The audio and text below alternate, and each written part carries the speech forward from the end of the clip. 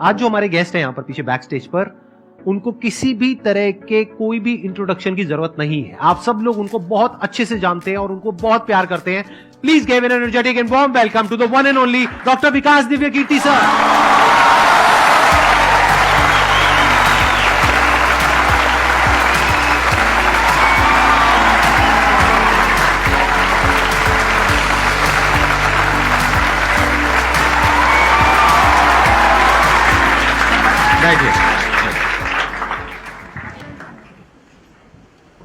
मैं सबसे पहले आपको धन्यवाद देना चाहता हूँ यहाँ पर आने के लिए। Thank you so much. क्योंकि जब से मैंने सीरीज शुरू करी है तब से हमारे कमेंट सेक्शन में कोई भी एक भी ऐसा वीडियो नहीं है जहां पर आपका नाम ना लिखा हो। कई बार मुझे ऐसा लगता है देख करके कमेंट सेक्शन को कि ये मैं अपने चैनल पे आया हूँ या आपके चैनल पे हूँ। मैं सोशल मीडिया पे बहुत कम एक्टिव रहता हूँ तो मुझे आइडिया नहीं था इस बात का, पर मैं थैंकफुल हूँ कि आपने बुलाया, इस लायक समझा कि मैं यहाँ पर आऊँ। सर प्यार बहुत करते हैं बच्चे आपको, मतलब इतना प्यार है जिसकी कोई हद नहीं है। मैं ठीक कह रहा हूँ गलत कह रहा हूँ? यस और नो? सो अब आप लोग जो चाहे जैसे चाहे इनसे क्वेश्चंस पूछ सकते हैं। सर लाइफ में जब भी कोई सिचुएशन आती है कि जिसमें दो रास्ते, एक प्रैक्टिकल और एक इमोशनल, तो बैलेंस आउट कैसे करना है? इमोशनल और प्रैक्टिकल में हमेशा विरोध नहीं होता है, कभी कभी साथ भी चल सकता है। और सिर्फ इमोशनल कुछ नहीं होता, सिर्फ प्रैक्टिकल कुछ नहीं होता, प्रोपोर्शन का डिफरेंस होता है। जब इमोशंस आपके दिमाग पर बहुत हावी हों तो फैसला करने से बचना चाहिए, स्पेशली बड़ा फैसला। छोटा तो ठीक है कि आपके दोस्त ने कहा कि दोस्त नहीं एक फिल्म देखेगा मेरे साथ, आप इमोशनल हो जाके देख ली फिल्म, क्या हो गया, कोई नुकसान नहीं होगा।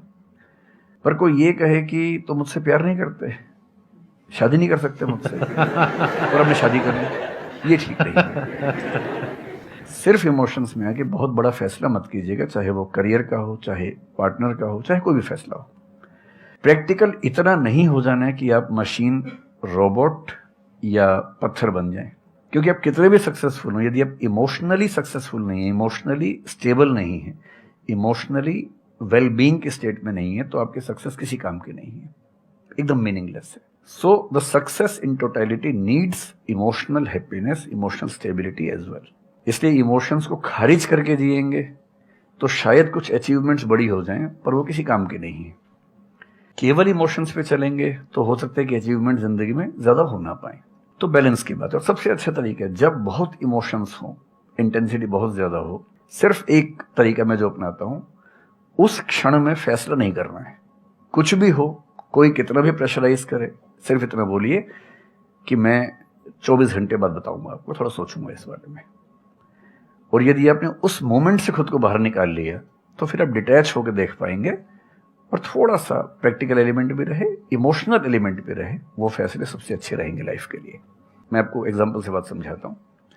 ऐसे लोग जो तैयारी कर रहे थे, अफेयर में थे, एक का सिलेक्शन हो गया, अब उसके सामने क्राइसिस ये है, स्पेशली किसी लड़की का हो गया, लड़के का नहीं हुआ। अब हमारी सोसाइटी में ना, लड़की ऊंचे पद पे हो, लड़का ना सफल हुआ हो तो बड़ा मुश्किल है सोसाइटी में, उनको शायद दिक्कत नहीं है। अब वो लड़की प्रैक्टिकल नहीं है कि मैं तुमसे शादी करूं, ये कह के अगर हट जाती है और शादी करती है किसी ऐसे व्यक्ति से जो बहुत सफल है।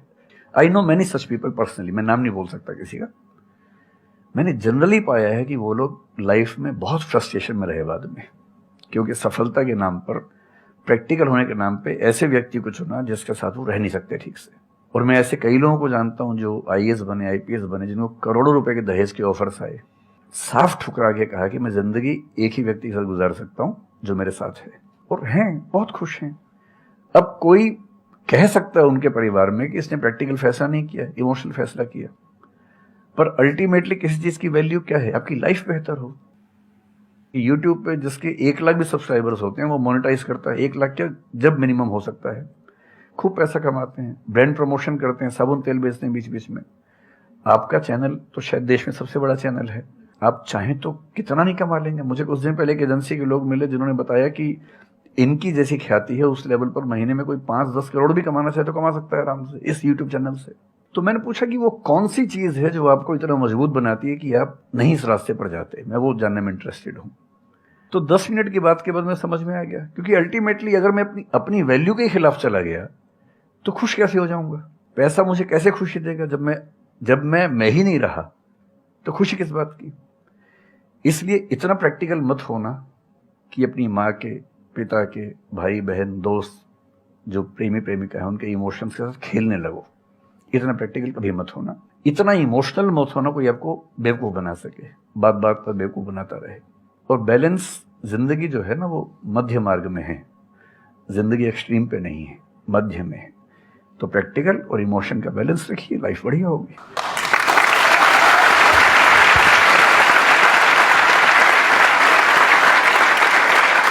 आपने सर इतने अच्छे से एक्सप्लेन किया, मेरे पास में कुछ है ही नहीं बोलने के लिए। यूजुअली मेरे पास में कुछ होता है ऐड करने के लिए, लेकिन आपने पूरा ही उसका ऐसा निचोड़ निकाल दिया। आपने YouTube पे इतना बोला कि सच में नहीं बचा होगा आपके पास। 6-7 साल पहले की बात है, मेरी एक स्टूडेंट थी जो सुसाइडल टेंडेंसी की शिकार थी उस समय। उसके घर में कुछ ऐसी ट्रेजेडी, उसकी मदर की डेथ हुई थी, और एक ऐसी ट्रेजेडी जो बहुत ही रेयर किस्म की ट्रेजेडी है, जो शेयर करना ठीक नहीं है यहाँ। तो वो मेरे पास आई और मुझे लगा कि आज मैं पहली बार किसी ऐसे व्यक्ति से बात करूं जो डिप्रेशन में है और सुसाइड कर सकता है अगले 1-2 दिन के अंदर अंदर। अब मैं परेशान था कि मैं कैसे मैनेज करूं, और मुझे मोटिवेशन की ऐसी जानकारी उस समय तो बिल्कुल नहीं थी, बाद में थोड़ा बहुत पढ़ा। तो मैंने उससे कहा कि अच्छा तुम घर जाओ, मैं कुछ देखता हूँ। फिर मैं घर गया, नेट पे सर्च करना शुरू किया। करते करते मुझे आपका एक वीडियो मिल गया, अनस्टॉपेबल, शायद कुछ आपने एक वो बनाया था उस समय। तो मैंने वो थोड़ा सा देखा, 10 मिनट का। मुझे लगा कि ये जो है ना, ये इंजेक्शन है किसी मतलब डिप्रेस्ड व्यक्ति को तुरंत मोटिवेट करने के लिए। तो मुझे ध्यान है कि मैंने उसको वीडियो का लिंक भेजा। मैंने कहा देखो, जिंदगी अपने रास्ते पे चलेगी, ठीक हो जाएगी। जब जब मूड ऐसा हो, बहुत डिप्रेसिंग हो, सुसाइडल मन करे, उस समय वीडियो देखना ध्यान से, और कम से कम उस बुरे फेज से बाहर निकल जाओगी। और फिर मैंने वो वीडियो अपने फैमिली में भी 2-3 बच्चों को भेजा, जो बच्चे उस क्राइसिस में होते थे। तो मैं बहुत थैंकफुल हूँ उन सब बच्चों की जान बचाने में, क्या बात कर बड़ी भूमिका है। Thank you so much sir, it means a lot to मी।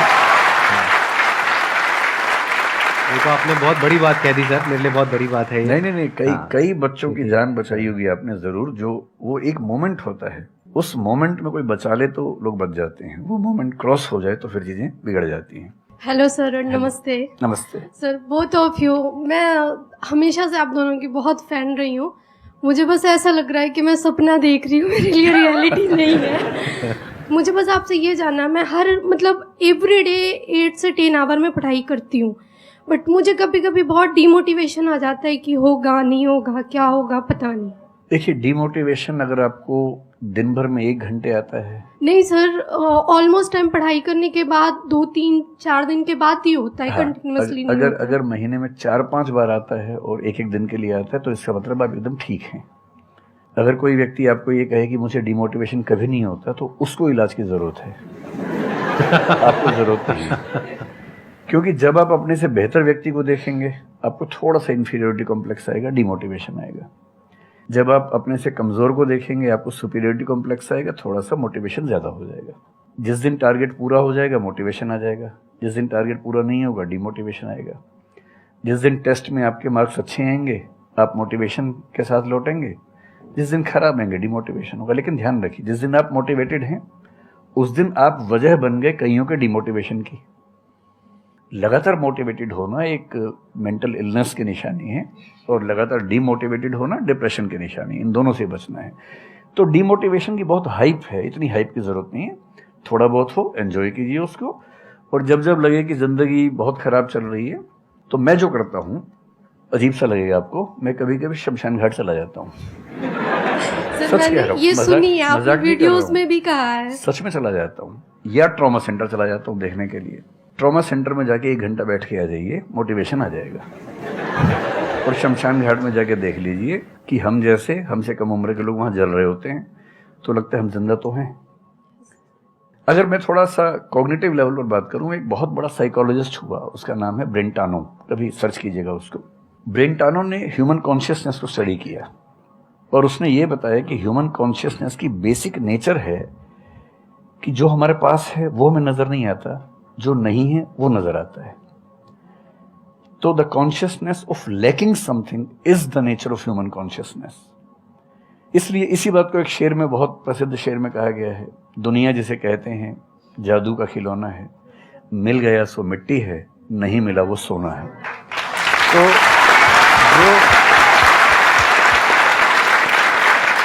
तो जो आपको नहीं मिलेगा ना, हमेशा बड़ा होकर दिखेगा, जो मिलेगा छोटा हो जाएगा। तो ईमानदारी इसमें है कि जब जब डिमोटिवेशन और डिप्रेशन हो, एक कागज लेके बैठ जाइए और एक तरफ लिखिए मेरी जिंदगी में ऐसा क्या क्या है जो दूसरों के पास नहीं है। पेज भर जाएगा पूरा। तो जो है उस पर ध्यान दीजिए और एंजॉय कीजिए। मेरा क्वेश्चन है कि आजकल बहुत लोग बोलते हैं कि एजुकेशन सिस्टम हमारा पुराना हो गया है और बहुत लोग बोलते हैं कि इसे चेंज करना चाहिए और ये सारी चीज़ें बहुत पुरानी हो रही है जो हम अभी करंटली पढ़ रहे हैं। तो इस पे आपका ओपिनियन क्या है? एजुकेशन सिस्टम में तो बहुत मेजर चेंजेस की ज़रूरत है और ये बात भारत सरकार ने एक्सेप्ट भी की है, नई पॉलिसी भी लेके आए हैं। मतलब मुझे लगता है कि कई लेवल्स पे देखना है। सबसे पहले तो ये डिफाइन करना ज़रूरी है कि एजुकेशन का पर्पस है क्या। क्या पर्पस केवल नौकरी लेना है, एक जॉब मिल जाए, वही पर्पस है? मैं उससे एग्री नहीं करता हूँ। मेरी राय में एजुकेशन का बेसिक पर्पस है कि एक होमो सेपियंस एक इंसान बन जाए, सोचना आ जाए, उसको समझना आ जाए। कोई राजनेता या धर्मगुरु उसको गधा ना बना सके, बेवकूफ़ ना बना सके।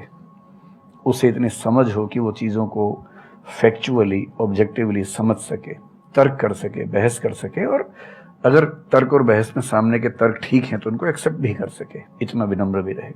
बेसिकली पर्सनैलिटी ग्रूमिंग का प्रोसेस एजुकेशन है, वो केवल नौकरी का मामला नहीं है। पहली गलती तब होती है जब हम उसको केवल नौकरी का मामला मान लेते हैं। मतलब नौकरी ज़रूरी है, ऐसा नहीं कि ज़रूरी नहीं है, लेकिन वो सिर्फ वो उसका पर्पस नहीं होना चाहिए। सेकेंडली कई ऐसी चीज़ें, जैसे अगर बहुत विस्तार में तो मेरी जा सकते हैं, जैसे एक बहुत छोटी बात है सेक्स एजुकेशन हमारी सोसाइटी में। ये इतनी ज़रूरी चीज़ है। स्कूल में जो एडोलेसेंस की एज के लोग हैं, 12, 13, 14 की एज के लोग हैं, उनको वो सब चीज़ें बताएं ताकि गलत सोर्सेज से इंफॉर्मेशन ना मिले, कोई गलती ना कर बैठें। हेल्थ एजुकेशन के रूप में हो, उनको सारी चीज़ें पता हो, ठीक हाथों से पता हो, ठीक तरीके से पता हो। फिर मेरा ख्याल है कि जैसे IITs में अब तो होने लगा है, पहले क्या था कि हम टेक्नोलॉजी सेंट्रिक एजुकेशन पर ज़्यादा फोकस करते थे कि आपने मशीन को समझ लिया, तकनीक को समझ लिया, हो गया, इंसान को नहीं समझा। टेक्नोलॉजी पढ़ने वाले लोग समाज और इंसान से एकदम कटे हुए थे। अब तो ह्यूमैनिटीज़ के कुछ सब्जेक्ट्स पढ़ाने की परंपरा शुरू हो गई है। एक होलिस्टिक एजुकेशन हो। ह्यूमैनिटीज़ वाला बच्चा केवल हिस्ट्री, पॉलिटिकल साइंस, सोशियोलॉजी पढ़ता है, उसको कोडिंग का सी भी नहीं आता, टेक्नोलॉजी बिल्कुल नहीं आती उसको MS एक्सेल भी नहीं पता क्या होता है। टेक्नोलॉजी वाला सिर्फ टेक्नोलॉजी पढ़ता है, वो ह्यूमन ब्रेन को नहीं पढ़ना चाह रहा, सोसाइटी को नहीं पढ़ना चाह रहा। क्यों नहीं एक ऐसी शिक्षा हो जिसमें एक इंटीग्रेटेड अप्रोच हो, होलिस्टिक अप्रोच हो, कि हम खुद तय कर सके कि किस किस एरिया में हमें ज़्यादा जाना है और एक बेसिक अंडरस्टैंडिंग हर चीज़ की हो। तो बेसिक 3 फार्मूले माने जाते हैं। एक यूनिवर्सलाइजेशन ऑफ प्राइमरी एजुकेशन है कि 10वीं क्लास तक की शिक्षा हर बच्चे को मिले, ठीक से मिले। वोकेशनलाइजेशन ऑफ सेकेंडरी एजुकेशन, यानी 11वीं 12वीं की पढ़ाई का पर्पस है कि बच्चा ये समझ पाए कि उसको ज़िंदगी में आगे कहाँ जाना है। और फिर जो हायर एजुकेशन है वो सबको करने की ज़रूरत नहीं होनी चाहिए, वो शौक पूरा करने के लिए नहीं है, वो शादी का वेटिंग रूम नहीं है, वो उसके लिए है जिसको सच में आगे पढ़ना है, वो उतना पढ़े, सब्जेक्ट चूज करे और फिर उसमें गहराई से रिसर्च करे ताकि डेवलपमेंट के रास्ते पर अब बढ़ें। हम एजुकेशन के मामले में बहुत बुरी स्थिति में हैं। मैं तो जिस उम्र में हूँ, मेरा अब तो पर्पस भी ये बन गया है कि अब मैं उसी पे कुछ काम करूं। एक यूनिवर्सिटी शुरू करने की योजना मेरे मन में है, इनसे मैंने शेयर भी किया था। और मैं जिस तरह का विश्वविद्यालय सोचता हूं वो नौकरी देने के पीछे पागल नहीं होगा, वो होमो सेपियंस को कायदे का इंसान बनाने की कोशिश करेगा। नौकरी तो उसका एक पार्ट है। मतलब आप जितने भी सफल लोगों को देखेंगे जनरली, जैसे मैंने इन्हीं से पूछा, ये जिस फील्ड में सफल हैं, इनका जो करियर है, अगर मैं इसको छोड़ भी दूं तो अदरवाइज भी जो इनका करियर है वो उस विषय से जुड़ा हुआ नहीं है जो इन्होंने पढ़ा है ग्रेजुएशन में। मेरा भी नहीं है, आमतौर पे किसी का भी नहीं है। 90% लोगों को मैं देखता हूँ जो सक्सेसफुल हैं, उनके ग्रेजुएशन के सब्जेक्ट में और लाइफ की फील्ड में कोई लिंक नहीं है। तो बेसिक पर्पस क्या है? वो स्मार्टनेस बाहर आ जाए, ग्रूमिंग हो जाए, इंटेलिजेंस है, इमोशनल इंटेलिजेंस है, वो सब जो टूल्स हैं वो उस बच्चे को सीखने को मिल जाए ताकि फिर वो जिंदगी को फेस कर सके, इनोवेट कर सके, नए रास्ते निकाल सके। 1000 रास्ते दुनिया में होते हैं। तो सच बात है कि काफी चेंजेस की जरूरत है और आप और हम मिलकर करेंगे चेंजेस। एजुकेशन वाइज अगर देखा जाए तो मैंने बहुत ज़्यादा कुछ नहीं किया है अपनी लाइफ में, बट मेरे स्टैंड पॉइंट से अगर आप देखोगे कि एजुकेशन क्या है, तो एजुकेशन का सबसे बड़ा गोल ये है कि एक इंसान का दिमाग खुले, बजाय कि उसका दिमाग इतना नैरो डाउन हो जाए कि उसको लगे कि बस यही अगर हो गया तो सक्सेस है, ये नहीं हुआ तो फेलियर है। आप अनगिनत तरीकों से अपने गोल को, अपने पर्पस को, या जो भी आप करना चाहते हो उसको अचीव कर सकते हो। एजुकेशन का सबसे बड़ा गोल ये होना चाहिए, और वही मेरी कोशिश है अपने इन सेशंस के थ्रू करने की, कि एक इंसान का दिमाग खुल जाए, उसके दिमाग में एक पॉसिबिलिटी माइंडसेट आ जाए, ना कि एक लिमिटेड माइंडसेट हो कि बस ये हो गया तो बहुत है। अब प्रॉब्लम क्या है, ये जो लिमिटेड माइंडसेट है ये बहुत लोगों का है, करोड़ों लोगों का है, तो वहां पे कंपटीशन भी बहुत है। पॉसिबिलिटी माइंडसेट जबकि देखा जाए तो ज्यादा इंटरेस्टिंग है, लेकिन बहुत कम लोगों का है, और वहां पे कंपटीशन कम है। और पॉसिबिलिटी माइंडसेट क्या होता है कि कोई भी काम अगर मैं कर रहा हूं, अगर वो नहीं हुआ तो इसका मतलब ये नहीं है कि मैं फेल हो गया, इसका मतलब ये है कि मैं क्रैक नहीं कर पाया। There has to be a way. ये एजुकेशन काम अगर कर दे तो रियल एजुकेशन हो गई हमारी। मतलब एक इंसान को, हाँ सॉरी, थॉमस एडिसन बल्ब के आविष्कार में लगा हुआ था, हाँ जी, 1000 बार फेल हुआ। तो किसी ने उससे पूछा कि यार तुम बार बार करते हो, होता तो है नहीं तुमसे, क्यों कर रहे हो? तो उसने पता है क्या कहा, हर फेलियर के बाद मैं ये जानता हूं कि बल्ब इस तरीके से भी नहीं बन सकता, और अब मैं 1000 तरीके जानता हूं कि इन तरीकों से नहीं बनेगा, और उसके बाद वो तरीका ईजाद हुआ जिससे बना। एजुकेशन से एक इंसान का दिमाग इतना खुल जाए कि सबसे पहली चीज तो उसको ये समझ आए कि मैं कुछ भी नहीं जानता हूं। हाँ, एकदम ठीक बात है। एजुकेशन मस्ट बी सच कि वो लाइफ लॉन्ग आपका एक क्वेश्चनिंग माइंड बना ही रहे, कि आप कहीं भी हो, कुछ भी कर रहे हो, आपके दिमाग में क्वेश्चंस चले, questions related to the problems. जो भी आप काम कर रहे हो वो क्या है, अल्टीमेटली प्रॉब्लम सॉल्विंग है, तभी उस काम में वैल्यू है। अगर किसी की कोई प्रॉब्लम ही नहीं सॉल्व कर रहे हो तो उसमें वैल्यू कहां ऐड हो रही है, और वैल्यू नहीं ऐड होगी तो आपको पैसा कैसे मिलेगा, फिर चाहे जॉब हो चाहे बिजनेस हो। सो द आइडिया इज कि आपका दिमाग ये चलना चाहिए, अच्छा ये प्रॉब्लम है ना, पहले तो मुझे नहीं पता है कि इसको सॉल्व कैसे करना है, क्योंकि अगर आपको पहले से ही पता है तो आपको वही पता है जिस तरह से वो प्रॉब्लम सॉल्व होती आई है। That may not be relevant in today's context, but still आप उसको उसी तरह से सॉल्व करोगे जिस तरह से सब कर रहे हैं। वहां पर कंपटीशन है, फिर आप कहोगे कि कुछ हो नहीं रहा है। सो द आइडिया इज कि पहले तो ये प्रॉब्लम है जो मुझे अच्छे से समझ आई, मैंने इस पे फोकस किया, अब इसको सॉल्व करने के इन्फिनिट तरीके हैं, एक रास्ता नहीं है, बहुत सारे रास्ते हैं, मुझे पता नहीं है। This is the goal of education, कि मुझे नहीं पता है लेकिन पता किया जा सकता है। This is another goal of education. उसमें से कुछ तरीके काम करते हैं, कुछ नहीं करते हैं, यह भी हमको क्लियरली पता होना चाहिए। मतलब job personality must be dynamic, it must not be static. जैसे मैंने देखा है बहुत लोगों को जो मुझे मिलते हैं, कुछ लोग हैं उसमें से जो, जैसे मैं सर से मिला, अभी ऑफ कैमरा हम लोग बैठे हुए थे, डिस्कशन कर रहे थे, तो it was a great experience sir, आपके साथ में बैठ करके जिस तरह से, जिस ठहराव से सर बात कर रहे थे, जिस तरह से चीजों को सुन रहे थे, समझ रहे थे, और मैं क्वेश्चंस पूछ रहा था, ये मेरे से क्वेश्चंस पूछ रहे थे, तो there was a conversation which was going on. On the other hand there are some people जिनसे मैं कभी कहीं मिला तो उनकी अप्रोच क्या है कि मुझे सब पता है, वो गड़बड़ हो जाती है। शिक्षा की दुनिया में बहुत प्रसिद्ध कहावत है, भारतीय अगर परंपरा में देखें तो विद्या ददाति विनयम एक बहुत प्रसिद्ध कथन है। अगर कोई पढ़ा लिखा आदमी अपने ज्ञान की वजह से अहंकार करे तो मान लीजिए कि वो पढ़ा लिखा नहीं है, पढ़ाई उसके दिमाग पर हावी हो गई है, अभी उसको अंदाजा नहीं है कि कुल संसार के ज्ञान में उसकी हिस्सेदारी डेसिमल में भी नहीं है। और जिसको ये पता है कि मेरा ज्ञान बहुत कम है वो विनम्र ही रहेगा।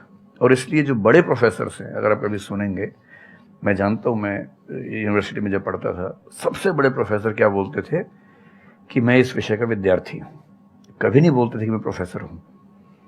इतना साहस किसी में कैसे कि मैं प्रोफेसर हूँ? अरे आप जिंदगी भर स्टूडेंट बने रहेंगे तो ही काफी है, उससे बड़ी बात तो सोचने भी नहीं चाहिए। बहुत बड़ी बात करनी चाहिए।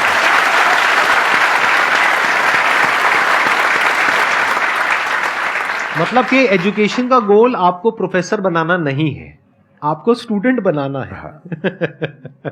अगर सर की बात को आगे एक्सटेंड किया जाए, एकदम सही बात। एक लाइफ लॉन्ग स्टूडेंट, कि आप सीखते चले जा रहे हो, सबसे, जिससे मिल रहे हो, लोगों से सीख रहे हो, सिचुएशन से सीख रहे हो, अपनी लाइफ के अच्छे एक्सपीरियंसेस से सीख रहे हो, बुरे से सीख रहे हो। जैसे मैंने देखा है, जब भी यहाँ पे कोई क्वेश्चंस पूछते हैं ना, सबके क्वेश्चंस एक ही होते हैं, सर सक्सेसफुल कैसे हो। कभी मैंने आज तक ये क्वेश्चन नहीं सुना किसी का भी जो इससे बड़ा क्वेश्चन है, जो आप रिलेट कर जाएंगे कि सर सक्सेस हमारा दिमाग खराब किस तरीके से करती है, या सक्सेस का क्या माइनस पॉइंट है। सही बात। सक्सेसफुल होने से बड़ा है मीनिंगफुल होना, सार्थक होना। सफल होना छोटी बात है, सार्थक होना ज्यादा बड़ी बात है।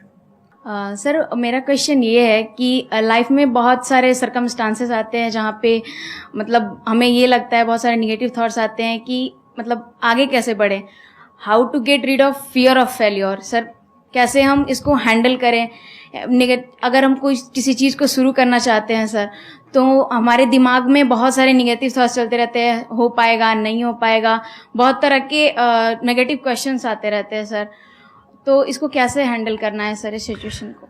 फियर ऑफ फेलियर थोड़ा सा ठीक भी है, ये हमें रोकता है उन दिशाओं में जाने से जहां हमें जाना भी नहीं चाहिए। जैसे मान लीजिए मैं सोचूं कि मैं फुटबॉल प्लेयर बन जाऊं, मुझे पता है कि नहीं बन पाऊंगा, मेरी फिटनेस वैसी नहीं है, तो मुझे ये फियर रोक लेगा, ठीक बात है ना। ये जरूरी नहीं है कि आप दुनिया में हर चीज के लिए ठीक हो, हर किसी का एक पैकेज है, हर किसी का जो एट्रीब्यूट्स हैं या वर्च्यूज हैं उन सबका एक पैकेज है। We can be good at few things, we can be best at maybe one thing, we can not be best at everything. तो ये बहुत जरूरी है कि अपने एप्टीट्यूड को देख के हम सिलेक्शन करें कि हमें कहाँ जाना चाहिए, ठीक है। अगर सिलेक्शन कर लिया है तो फिर फियर ऑफ फेलियर होने की वजह यह है कि या तो आप जो कंपटीशन है उस पर ज्यादा फोकस कर रहे हैं, अपनी स्ट्रेंथ पे कम फोकस कर रहे हैं। मेरे ख्याल से स्ट्रेंथ पे फोकस करना, कुछ अच्छे लोगों की कंपनी में रहना जो थोड़ा सा मोटिवेट करते हो, अच्छे दोस्त हों, लगातार मनहूस टाइप की बात ना करते हो, ऐसे लोगों के साथ रहना, कुछ रिक्रिएशनल एक्टिविटीज, उससे बाहर निकल के थोड़ा खेलना कूदना, मतलब फिजिकली फिट रहना, वो सब रहेगा तो हार्मोन्स जो हमारे दिमाग में आते हैं उससे, फिजिकल एक्टिविटी से, जो एंडोर्फिन्स वगैरह हैं, हैप्पी हार्मोन्स है, डोपामाइन वगैरह है, वो रिलीज होते रहे तो हम वैसे भी बहुत फियर से बचे रहते हैं। और अंत में मेरा तरीका ये है कि अगर मैं कुछ नहीं करूंगा तो फेल होना तय है, करूंगा तो चांस है कि फेल होऊंगा या पास हो जाऊंगा, तो नहीं करने में तो तय है कि फेल हो गया, तो क्यों नहीं चांस ले लेते हैं। और एक जगह फेल होऊंगा तो तय मान के चलिए कि दूसरी जगह मेरे फेल होने के चांस कम होगा, क्योंकि मुझे एक एक्सपीरियंस है प्रयास करने का और फेल होने का, और वो एक्सपीरियंस किसी ना किसी क्वांटिटी में हर फील्ड में काम आता है, मैच्योरिटी आपके अंदर आती है। और मैं एक शेर अक्सर यूज करता हूँ, बहुत बहुत प्रिय शेर मुझे है, और मुझे सच में लगता है कि जिंदगी को जीना बहुत आसान काम है, मुश्किल काम नहीं है। असली बात है कि आप प्रयोग करें, कोशिश करें, और हार जाएं तो दूसरी कोशिश करें। और मैं इसीलिए एक लाइन हमेशा बोलता हूं, क्यों डरे, जिंदगी में क्या होगा, कुछ ना होगा तो तजुर्बा होगा।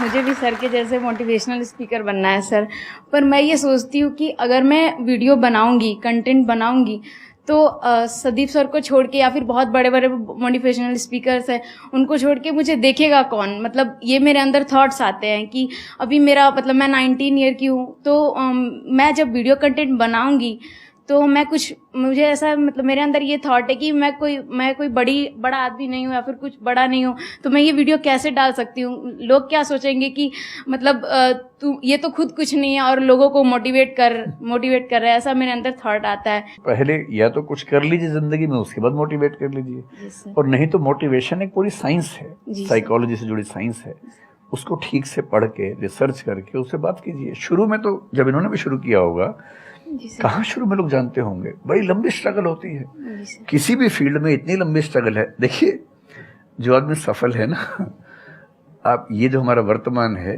ये ऐसे ही नहीं बन गया है, हर सफल आदमी का एक बहुत लंबा अतीत होता है जिस पर नजर किसी की नहीं होती है। और बशीर बद्र ने एक बड़ी गहरी बात कही थी, ये फूल मुझे कोई विरासत में मिले हैं, तुमने मेरा कांटों भरा बिस्तर नहीं देखा।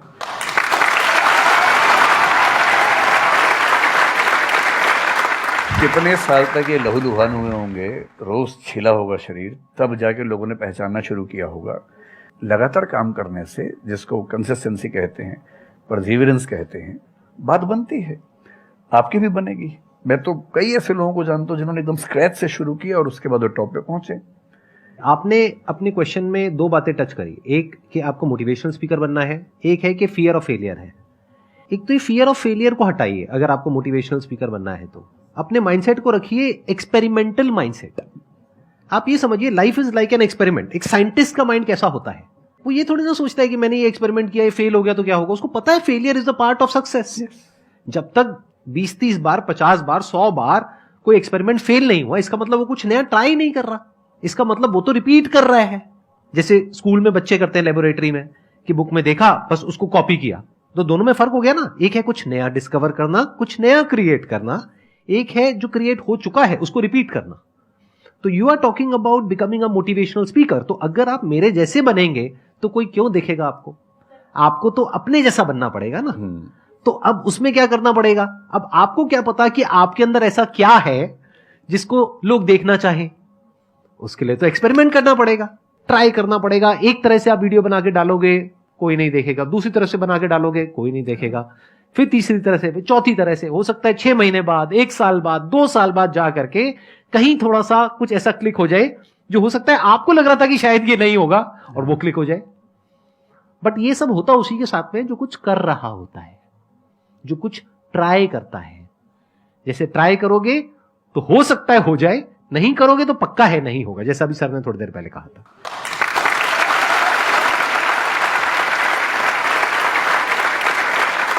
Thank you so much sir, यहां पर आने के लिए।